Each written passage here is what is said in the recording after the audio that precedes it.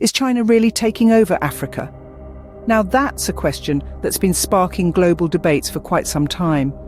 To answer it, we need to dive into the intricate web of international relations, economic policies, and geopolitical strategies. China's activities in Africa are not a new phenomenon. Its interest in the continent dates back to the mid-20th century. However, over the past 2 decades, China's engagement in Africa has intensified, with significant investments in infrastructure, mining, and manufacturing. But is this just a case of a global power investing in a resource-rich continent? Or is there more to the story? Comparisons are often drawn with other global powers, such as the United States and Europe. These players have had a long-standing presence in Africa, primarily through colonial ties and aid programs. However, their approach has been markedly different from China's. While the West has often tied its aid and investments to political and social reforms, China has adopted a no-strings-attached policy. This has made Beijing a preferred partner for many African nations, providing them with much-needed funds without the pressure of policy changes or governance reforms. But this approach has also been subject to criticism. Critics argue that it allows autocratic regimes to thrive and can lead to a debt trap for the recipient nations.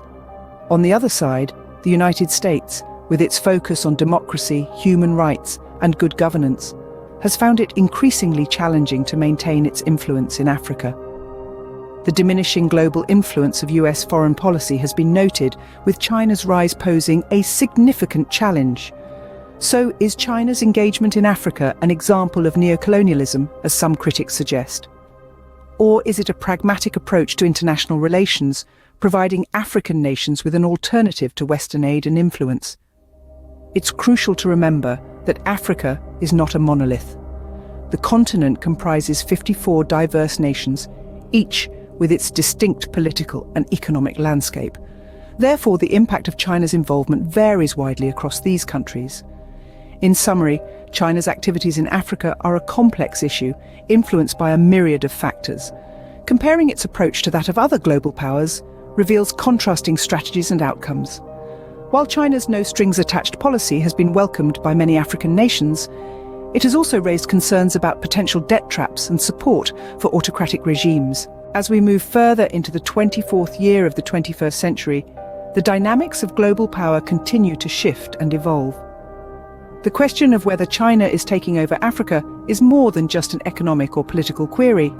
It's a question about the changing nature of global power relations and the future of international diplomacy. This video has taken a deeper look at these intricate dynamics, providing a nuanced perspective on a much-debated topic.